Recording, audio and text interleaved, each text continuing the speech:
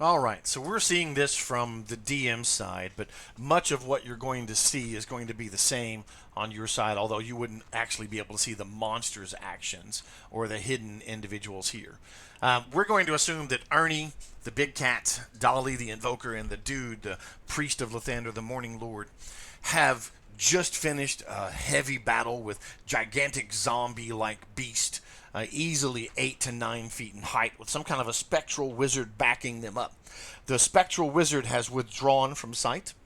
There is one of the zombie creatures remaining, and the big cat and the rest of his party are going to continue to push the fight.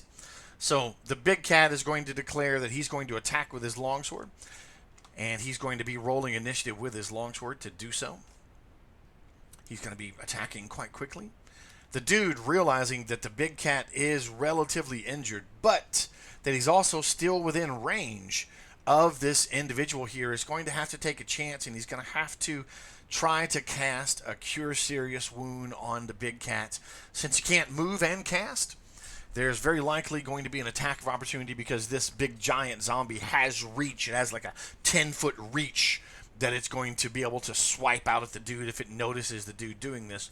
But the dude doesn't have much of a choice. He's going to have to make that call there. Dolly, noticing that she is not quite facing the direction, will need to change her facing.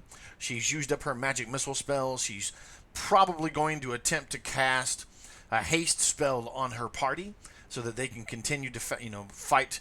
Although she understands that this will cause aging and could have adverse effects on them, she nonetheless wishes to make sure that they survive this battle. So she has chosen to do that. The zombie, even though it's big, it's slow. Its flesh is rotting. Its bones and tendons are not as flexible as what it was when it was a living giant. It is going to be moving exceptionally slow. So the big cat goes first. The big cat has 2 attacks this round. The first attack will come now. The other, his iterative attack, will come later. I am going to show you multiple ways to target this round. You'll notice this time I'm dragging the D20, the red D20 from Ernie the big cat's longsword, the red square that says 5 there, and I'm just going to drop it on the map where it says giant zombie.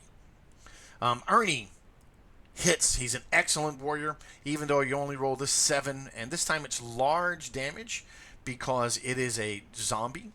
It's a giant zombie, I mean. So we're going to target the zombie to roll the damage. To target the zombie, Ernie needs to hold control and left click at the same time.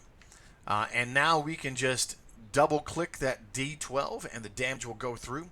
15 points of damage was done, slaying and finishing off the beast outright. So no one has to finish what they were doing. Dolly doesn't have to finish her spell. But the dude does need to finish casting his healing magic. We're going to go ahead and do that right there. The dude needs to make sure that he is facing Ernie. He is. The dude needs to make sure that he is targeting Ernie. So we're going to make sure that the dude has Ernie targeted. And he does. We're going to look at the spells that he has here. He's going to cast his Cure Serious Wounds. Notice in the chat box it says he cast Cure Serious Wounds at Ernie the big cat lad. We click heal. And he has healed Ernie for 11 points of damage.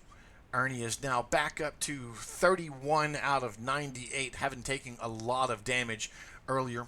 Dolly did not have to cast her haste spell, so before she ever began, she stopped. She does need to change her facing. So to change facing, you left-click on your miniature, hold your shift key, and then use your mouse wheel to rotate. Every 1 point of facing costs half a point of movement.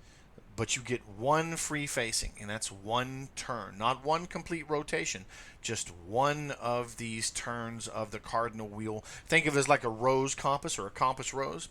You get 1 free turn on your compass rose, your rose compass there, so that you can see, and then everything else would be half a point.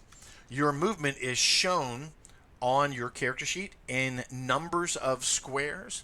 Each square represents 5 feet. You can see here that Dolly has 12.